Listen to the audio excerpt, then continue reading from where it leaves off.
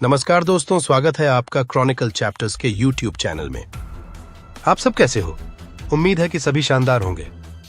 आज की कहानी एक ऐसे झूठ की है जो टिंडर पर बोला गया, लेकिन वो झूठ एक खौफनाक हकीकत में बदल गया। दुष्यंत शर्मा ने सोचा था कि वो अपनी रेगुलर और डल लाइफ से हटके कुछ नया ट्राई कर रहे हैं, एक नया नाम, एक नई पहचान। लेकिन उन्हें नहीं पता था कि उन्होंने सीधा मौत को ही राइट स्वाइप कर दिया है। ये एक ऐसा जाल था जिसे एक ऐसी औरत ने बुना था जिसका ऑलरेडी एक डार्क पास्ट था और इरादे उससे भी ज्यादा खतरनाक।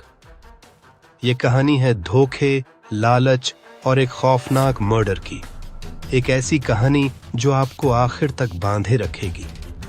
अगर आपको ऐसा ही थ्रिलर और रियल लाइफ क्राइम स्टोरीज पसंद हैं तो चैनल को सब्सक्राइब जरूर करें ताकि आप कोई भी स्टोरी मिस ना करें। अब इन सब बातों के साथ चलिए शुरू करते हैं आज की कहानी।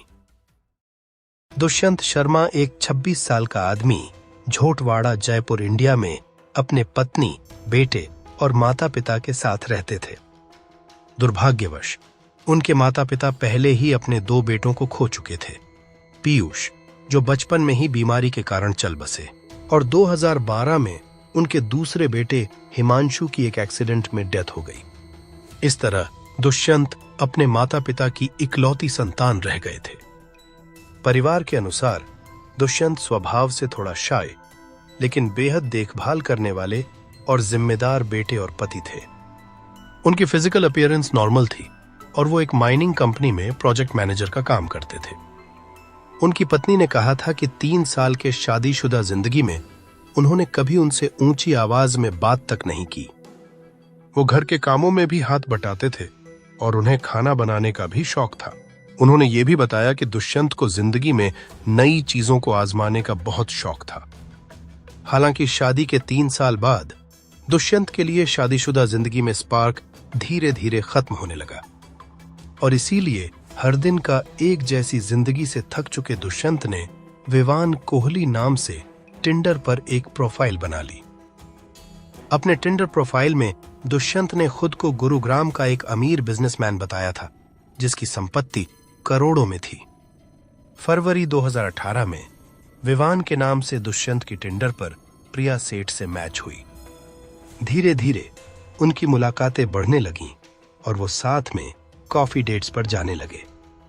प्रिया को विवान एक बेहद सक्सेसफुल बिजनेसमैन लगे, जबकि विवान को लगा कि प्रिया उसे पैसों के लिए नहीं बल्कि उसके अपनेपन के लिए पसंद करती है। लेकिन हकीकत इससे कोसों दूर थी। 2 मई 2018 को शाम के 7 बजे दुष्यंत अपने पिता की मारुति ऑल्टो कार लेकर घर से निकले। उन्होंने परिवार को बताया कि काम से बाहर जा रहे हैं और 1 घंटे में लौट आएंगे, लेकिन वो कभी वापस आए ही नहीं। रात के 9:15 बजे उनके पिता रामेश्वर शर्मा ने उन्हें कॉल किया, लेकिन उनका मोबाइल स्विच ऑफ था। फिर कुछ देर बाद 9:45 बजे उनकी पत्नी ने फोन किया और इस बार दुष्यंत ने कॉल उठाया और कहा, कंपनी का एक ट्रक पुलिस ने जब्त कर लिया है। वो 8-10 लाख का जुर्माना मांग रहे हैं। आज रात में देर से लौटूंगा या फिर सुबह आऊंगा। इसके बाद फोन कट गया। परिवार पूरी रात उसका नंबर मिलाने की कोशिश करता रहा, लेकिन हर बार कॉल डिस्कनेक्ट हो जाता। आधी रात बीतने के बाद भी उससे कोई संपर्क नहीं हो पाया तो परिवार ने पुलिस को इन्फॉर्म किया। अगली सुबह ठीक 9:45 बजे रमेश्वर को अपने बेटे के फोन नंबर से फिरौती की कॉल आई। दुष्यंत को किडनैप कर लिया गया था। उसने घबराई हुई आवाज में अपने पिता से कहा, इन लोगों को 10 लाख रुपए भेज दो, नहीं तो वे मुझे मार डालेंगे। मुझे बचा लो। अचानक एक महिला की ठंडी और सख्त आवाज सुनाई दी, जिसने एक खौफनाक अल्टीमेटम दिया, 20 मिनट के अंदर पैसे उसके अकाउंट में ट्रांसफर कर दो।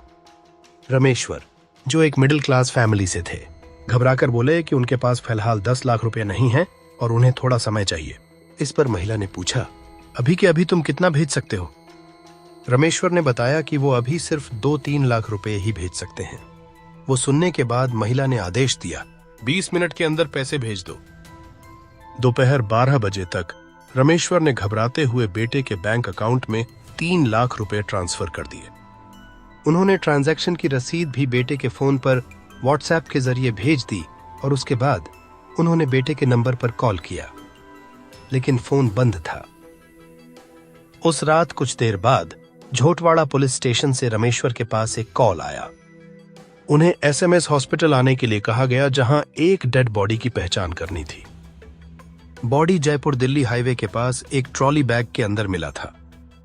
वो कई टुकड़ों में विभाजित किया गया था, इतनी भयानक स्थिति में कि पहचान करना लगभग असंभव लग रहा था। लेकिन रमेश्वर ने बॉडी के पास मिले कुछ पर्सनल सामानों से अपने बेटे को पहचान लिया। इन सामानों में एक लाल धागा, एक काला ताबीज और उंगलियों की अंगूठियां शामिल थीं। इसके बाद पुलिस की जांच शुरू हुई। पुलिस ने दुष्यंत के फोन रिकॉर्डिंग्स की जांच की। कॉल रिकॉर्डिंग्स में एक नंबर मिला जिससे पिछले कुछ दिनों में कई बार बातचीत हुई थी। पुलिस ने लोकेशन ट्रेस की और पाया कि जिस समय दुष्यंत का फोन बंद हुआ था उस समय वो नंबर भी उसी लोकेशन पर था। पुलिस तुरंत उस जगह पर पहुंची, लेकिन वहां कोई नहीं मिला। हालांकि उन्हें यह पता चला कि उस घर में 2 लोग रहते थे, प्रिया सेठ और उसका बॉयफ्रेंड दीक्षांत कामरा। प्रिया सेठ वही लड़की थी जिससे विवान उर्फ दुष्यंत टिंडर पर मिला था, बिना अपने परिवार को बताए। 4 मई को प्रिया सेठ, उसके बॉयफ्रेंड दीक्षांत कामरा और उनके दोस्त लक्ष्य वालिया को गिरफ्तार कर लिया गया।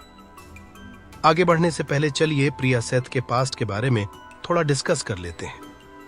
प्रिया सेठ ने एक जीवन छोड़कर दूसरा अपना लिया था। वो राजस्थान के छोटे से टाउन फालना में एक मिडिल क्लास फैमिली में पली बढ़ी थी। उसका परिवार उसे बहुत मल्टी टैलेंटेड मानते थे। एकेडमिक और एक्स्ट्रा करिकुलर एक्टिविटीज जैसे फॉर एग्जाम्पल डिबेटिंग सब में वो अच्छी थी।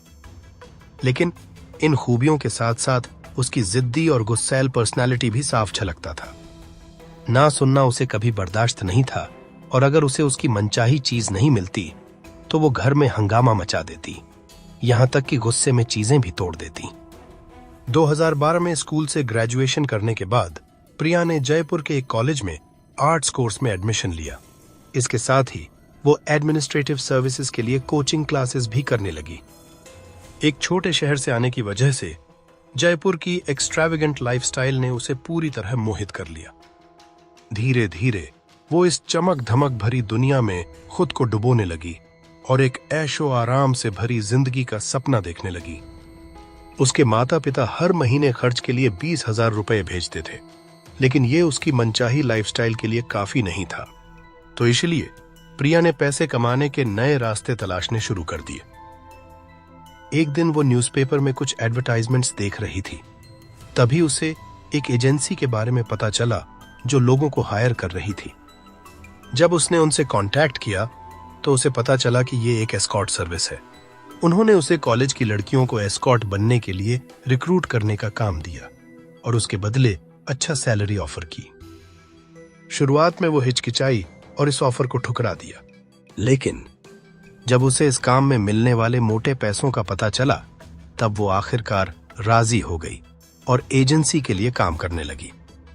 उसका काम कॉलेज की लड़कियों को इस धंधे में शामिल करना था, जिससे वो खुद भी अच्छी खासी कमाई करने लगी। धीरे धीरे उसे पैसों की लत लग गई और इसी के साथ उसने स्मोकिंग और शराब पीना भी शुरू कर दिया। कुछ ही समय में प्रिया ने अपनी खुद की कंपनी शुरू कर दी, एक वेबसाइट जो अमीर बिजनेसमैन को हाई प्रोफाइल एस्कॉर्ट्स अवेल कराने का दावा करती थी।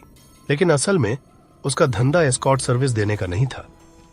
जब कस्टमर उससे व्हाट्सएप पर कांटेक्ट करते तब वो उन्हें कुछ तस्वीरें भेजती और एडवांस में पूरा पैसा, जो कि अराउंड 25 से 30,000 रुपए मांग लेती। जैसे ही पैसे उसके बैंक में आते वो अपना फोन बंद कर देती और गायब हो जाती। वो बार बार अपना फोन नंबर बदलती रही ताकि कोई उसे पकड़ ना सके। उसकी एक और चाल खुद को एस्कॉर्ट बताकर कस्टमर से एडवांस पैसे लेना था। वो उन्हें होटल ले जाती और कुछ ना कुछ बहाना बनाकर, जैसे फॉर एग्जाम्पल वो कहती कि उसे ड्राइवर को पैसे देने हैं, ये बोलकर वो फिर वहां से भाग जाती।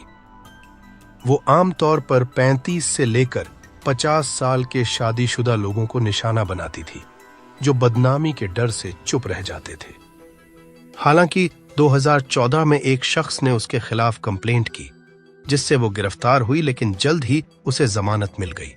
उसी साल उसने एटीएम भी लूटने की कोशिश की, फिर पकड़ी गई, लेकिन एक दिन में फिर बाहर आ गई। 2018 में उसने एक बैंक मैनेजर के साथ रिश्ता शुरू किया। शुरुआत में सब ठीक था, लेकिन फिर उसने झूठे बलात्कार के केस की धमकी देकर 10 लाख रुपए मांगने शुरू कर दिए। जब उसने उसके परिवार को भी घसीटा, तब बैंक मैनेजर ने पुलिस में रिपोर्ट लिखवा दी और फिर से उसे गिरफ्तार कर लिया गया, लेकिन फिर से वो 1 महीने बाद छूट गई।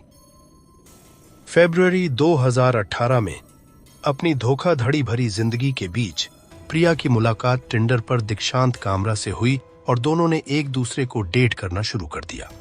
कुछ समय बाद वे गांधीनगर में एक घर किराए पर लेकर साथ रहने लगे।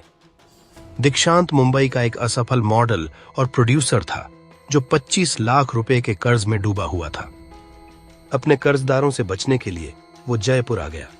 दीक्षांत का कर्ज चुकाने के लिए दोनों ने किसी अमीर व्यक्ति का किडनैप करके फिरौती मांगने की प्लान बनाई। शुरुआत में यह तय नहीं था कि वे किसे किडनैप करेंगे, लेकिन जब प्रिया की टिंडर पर विवान से मुलाकात हुई, जिसे वो एक अमीर बिजनेसमैन समझ बैठी, तब उसने उसे ही निशाना बनाने का फैसला किया। उन्होंने अपने दोस्त लक्ष्य वालिया को भी इस प्लान में शामिल कर लिया। 2 मई को प्रिया ने विवान को अपने घर बुलाया, जहां दीक्षांत और लक्ष्य पहले से ही थे। जैसे ही विवान वहां पहुंचा, प्रिया ने उसका स्वागत किया और उसे अंदर बुलाया, लेकिन जैसे ही वो अंदर गया, दोनों लड़के उस पर टूट पड़े। उसके बाद उन्होंने उसे जमीन पर गिराकर हाथ पैर बांध दिए, सिर पर पॉलीथीन बैग डाल दिया और बेरहमी से पीटने लगे। उस टाइम विवान को समझ आ चुका था कि वो एक साजिश का शिकार हो चुका है। प्रिया ने विवान को धमकाया कि अगर वो 10 लाख रुपए नहीं देगा तो वो लोग उसे मार डालेंगे। इस पर विवान ने कहा कि उसके पास इतने पैसे नहीं हैं और उसका असली नाम विवान नहीं बल्कि दुष्यंत शर्मा है। उसने अपनी पहचान के बारे में झूठ बोला था। शुरुआत में प्रिया को यकीन नहीं हुआ, लेकिन जब उन्होंने उसका वॉलेट चेक किया तो उसमें आईडी कार्ड और ड्राइविंग लाइसेंस मिला, जिससे साफ हो गया कि वो सच कह रहा था।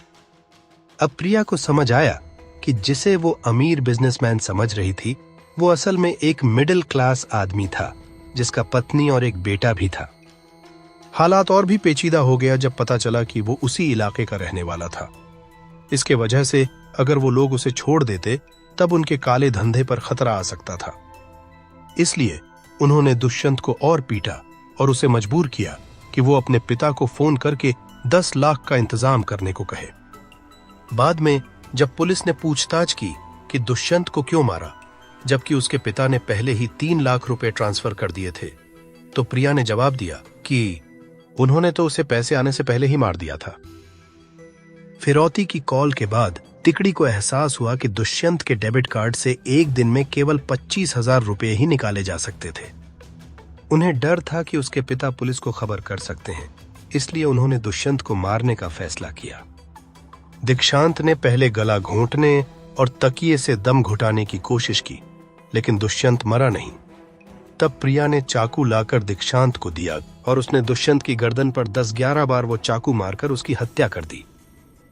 इसके बाद वो लोग बाजार से एक ट्रॉली बैग लाए, बॉडी के टुकड़े किए और बैग में भरकर हाईवे पर फेंक दिया। रास्ते में दुष्यंत के फोन पर उसके पिता का कॉल आया, जिसने बताया कि 3 लाख रुपए अकाउंट में डाल दिए गए हैं। हत्या से पहले उन्होंने दुष्यंत को जबरदस्ती डेबिट कार्ड का पिन बताने पर मजबूर किया था। इसके बाद वो लोग पास के एक SBI ATM पर गए और 25,000 रुपए निकाल लिए, जो दिन की विथड्रॉवल लिमिट थी। शाम को सब अपने कमरे में लौट आए, लेकिन प्रिया पर इस घटना का कोई असर नहीं था। उसी रात वो एक होटल में एक कस्टमर से मिली और सेम तरीके से उसे एडवांस पेमेंट करने को कहा। फिर ड्राइवर को पैसे देने का बहाना बनाकर वहां से भाग गई। जब तक प्रिया वापस आई, तब तक दीक्षांत और लक्ष्य ने घर साफ कर दिया था और दुष्यंत की कार के लिए फर्जी नंबर प्लेट खरीद ली थी। फिर वो लोग भागने के लिए गांधीनगर रेलवे स्टेशन पहुंचे, लेकिन पुलिस ने तीनों को गिरफ्तार कर लिया। पूछताछ में उन्होंने दुष्यंत की हत्या करना कबूल कर लिया और तीनों पर अपहरण, फिरौती, हत्या और सबूत मिटाने के आरोप लगे। और जब पुलिस उनके घर पहुंची, तब फर्श, बिस्तर और गद्दों पर खून के धब्बे मिले। प्रिया को महंगे ब्रांडेड सामान खरीदने का शौक था और उसका मासिक खर्च करीब 2 लाख रुपए था। पुलिस को उसके घर से 75 और 35,000 रुपए के 2 महंगे जूते और 45,000 रुपये की एक डिजाइनर घड़ी मिला। बाद के कुछ इंटरव्यूज में प्रिया के बेखौफ रवैये ने पूरे देश को चौंका दिया। उसने अपने अपराधों को लेकर कोई पछतावा नहीं दिखाया, बल्कि हंसते हुए जवाब दिए। जब documentary film maker Deepika Narayan Bhardwaj ने उससे एस्कॉर्ट सर्विस फ्रॉड पर सवाल किया तो प्रिया ने इसे गलत नहीं माना। उसने बेईमान पुरुषों को ठगने को सामाजिक न्याय कहा, जिसे उसकी गिरफ्तारी ने अधूरा छोड़ दिया। उसने गर्व से बताया कि पिछले 8 सालों में उसने 1000 से ज्यादा लोगों को ठगा था। फाइनली नवंबर 2023 में प्रिया सेठ, दीक्षांत कामरा और लक्ष्य वालिया को दुष्यंत शर्मा की हत्या के जुर्म में उम्र कैद की सजा सुनाई गई। तो दोस्तों, आज की कहानी यहीं खत्म होती है। अगर आपको यह कहानी पसंद आई हो तो वीडियो को लाइक और शेयर करना ना भूलें। साथ ही अपने फीडबैक हमें कमेंट्स में जरूर बताएं। और हाँ, चैनल को सब्सक्राइब करना बिल्कुल ना भूलें, क्योंकि हम हर हफ्ते आपके लिए ऐसी ही नई इंटरेस्टिंग और थ्रिलर कहानियां लेकर आते हैं। तो अपना ख्याल रखें और अगले हफ्ते फिर मिलते हैं एक और नई कहानी के साथ। तब तक के लिए goodbye and take care.